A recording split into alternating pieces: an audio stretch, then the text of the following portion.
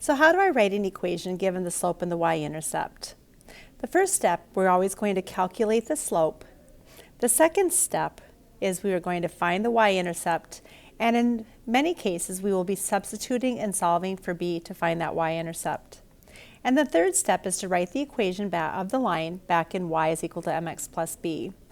So remember that when we've solved for y in an equation, that we know that the m is going to be our slope, and then the number without the variable, the b, is going to be our y-intercept. So write the equation of the line given the slope and the y-intercept.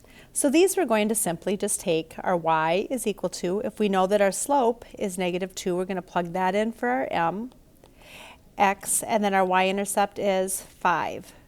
And there we have an equation written in slope-intercept form.